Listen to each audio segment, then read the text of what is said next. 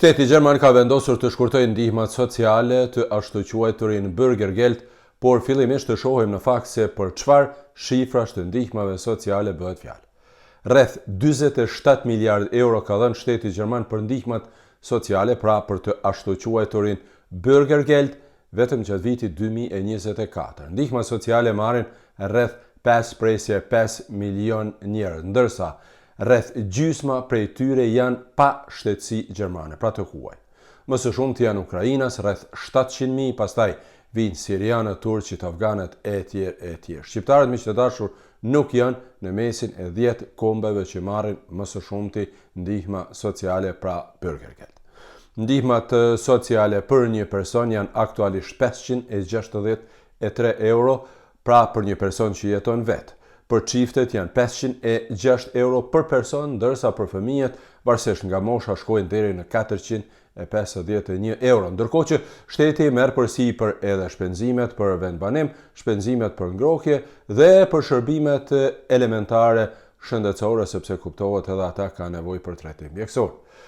Bürgergeld marrin jo vetëm të papunët, por edhe ata që punojnë, por kanë rroga më të vogla dhe duhet të plotësojnë nevojat elementare. Por qeveria Merz prej fillimit ka thënë se do të shkurtojë këto ndihma për shkak se shumë persona që marrin ndihma sociale, pra Bürgergeld, fitojnë madje gati më shumë se sa disa të punësuar, e kjo definitivisht nuk është korrekte.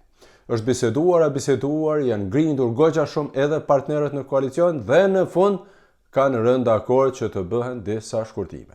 Për shembull, personat që nuk shkojnë në terminet e kërkuara nga Arbeitsagentur, Agjencia për Punë apo Job Center, do të shkurtohen ndihmat për 30%, ndërsa ata që nuk shkojnë 3 herë do të shkurtohen ndihmat komplet për një periudhë të caktuar. Por sa para do të kursehen në të vërtetë? E këtu vim tek problemi kryesor dhe problemi më i madh në fakt.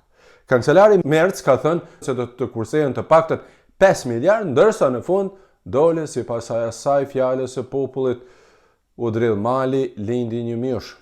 Në masat që parashikon projekt ligji i ri, i cili duhet të miratohet edhe në Bundestag, kuptohet, pra sipas ekspertëve do të kursehen vetëm rreth 100 milion euro, madje edhe më pak, që është vërtet shumë pak kur merret parasysh se çfarë kursimesh janë paralajmëruar në fillim të mandatit të kësaj qeverie. Qeveria do të ndryshojë emrin e ndihmave, të cilat më nuk do të quhen Bürgergeld, pra ndihma për qytetar, por Grundsicherung, pra një farlloj sigurie elementare për personat e papunë.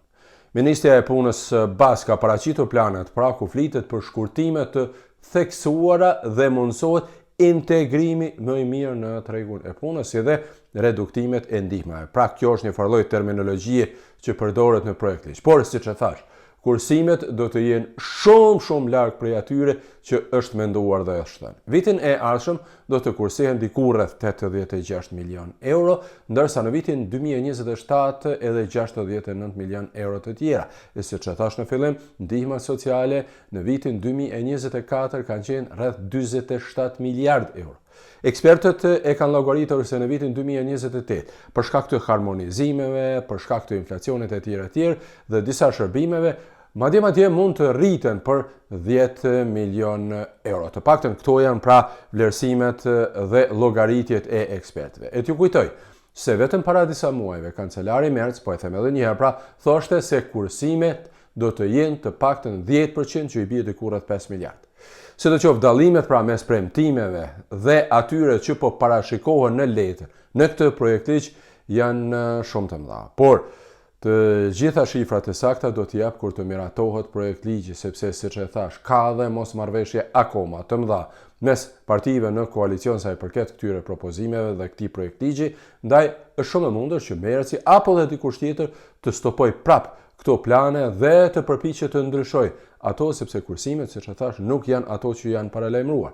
Pra, mund të ketë ndryshime, ndaj më mirë të presim edhe pak, sepse vetëm për buxhetin e vitit të ardhshëm, për shembull, për vitin 2026 janë parashikuar një presje 5 miliard më pak për Bürgergeld, e kjo nuk është fare në përputhje me projekt ligjin e ministres socialdemokrate Bärbel Bas. Sidoqoftë, e mira është pra që kancelari Merz tha këto ditë dhe kjo vërtet më pëlqeu shumë që në Gjermani askush nuk duhet të mbetet pa kulm mbi kokë e sa do të jetë në fund ndihmat sociale do të shohim kur të miratohet projekt ligji i propozuar.